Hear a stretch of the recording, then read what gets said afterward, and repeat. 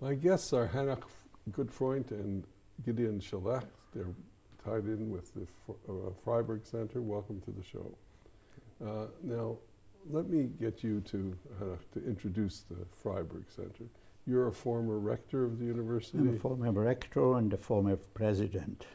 And you were involved very closely when it was founded, and you were closely involved I was very closely involved with Louis? With Louis. I met Louis since I became active on the kind of Hebrew University academic leadership arena. That was the late 80s, beginning of 90s. And I vividly remember when we bestowed upon him the title of the honorary fellow of the Hebrew University, he gave a passionate speech. Really? And that speech was a little longer than expected, but full of contents. And that speech had a vision. And that speech anticipated that China will be the most powerful country in the world, and what Israel should do immediately now to invest in studying China, its culture, its language, its history. And he envisaged that what we could do academically would be replacing, you remember Nixon's ping-pong diplomacy with China. He anticipated that there will be relations with China, and we should train cadres of experts that will know China. I didn't know that about, I mean, I knew Louis and from his son. That is true. And ever since, I met him at least once, twice, 3 times a year, every year until his death. And his vision materialized mightily. Well, tell me about the vision in practice then, Gideon. You run the center. Yes, I'm the head of the center now. And well, before the center, we had already a department of East Asian Studies. It's actually the oldest department of this kind in Israel. It's already been established 45 years ago. But this was, only as a department, and the vision was to extend it, to have people from different fields coming together in the university, also to extend the activity that is done in the university to the outside, to the general public, to the foreign ministry, to the Ministry of Commerce, so to make something that is much more meaningful, much bigger, and have larger impact. And so the center is trying to materialize this vision. Well, if you talk about that, I mean, my knowledge of both Japan and China, and then I have Korea, and I have a relationship with Indochina, and so it extends there because of my involvement with refugees. But in this effort, and you say there was this vision of the big powers that China would become, and Japan was already a major economic power. How does the center work to translate that into connections? Do you have visiting fellows from China and Japan? Do you have scholarships offered to Chinese to come here and share knowledge?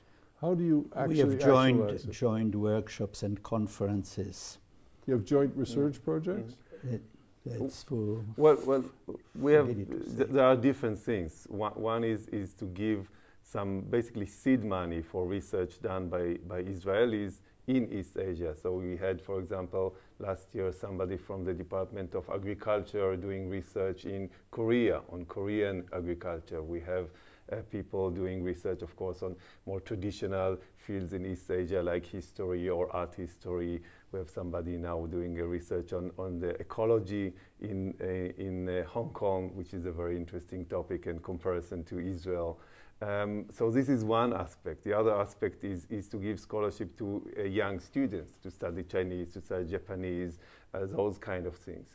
We also have, like Hanoch said, conferences. We brought, for example, 2 years ago, the best experts in China on the environment, from the government, from research institute, to meet with Israeli experts on water management, water resources, those kind of things. So we bring them together. It's all have academic benefit, but also economic, diplomatic benefits. So we have those kind of things.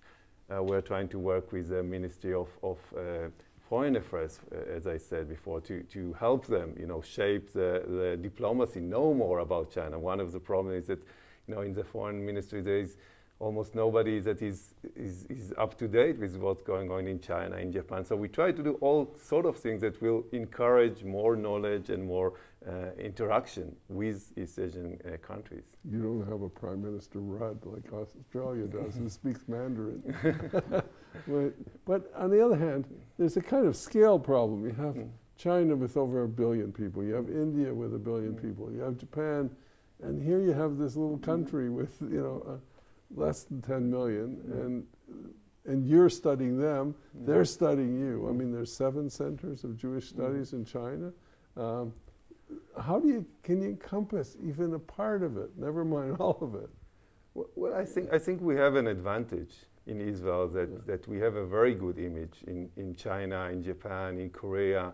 So they actually want to come and study about Jewish culture and cooperate with us. We have, as the Hebrew University, but Israel in general, have a very good name for science, for technology, for intellectual capabilities. So they want to come, and the center is trying to facilitate those things. It's not only a matter of resources or money, but also making those connections, speaking the language, knowing who to bring, who to connect them with. So we try to play this role that sometimes you don't need much, but you need somebody who do it and you can create a lot of impact.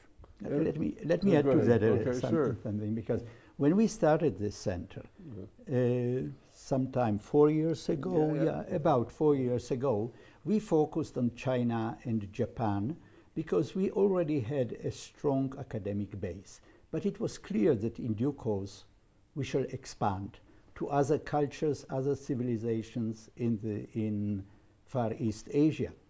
But shortly after the beginning, the Korea Foundation, which is a Korean foundation promoting Korean culture and the study of Korea worldwide, heard about the center.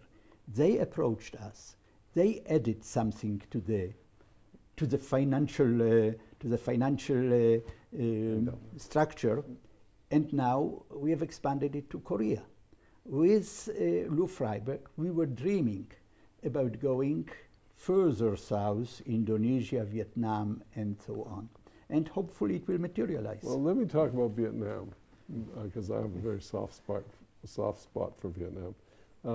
We showed a film last year about an Israeli with Vietnamese background, because Israel took about 800 Vietnamese refugees. And it's a film about her, identity problem within Israel, thinking she wanted to go back to Vietnam, goes back to Vietnam and discovers, in fact, she's Israeli, even though everybody asks her, what are you doing speaking Hebrew here? Have you developed, because you have now an indigenous population from Vietnam, from China, there's a lot of adopted children from China. Is there any cultivation of that connection through the center?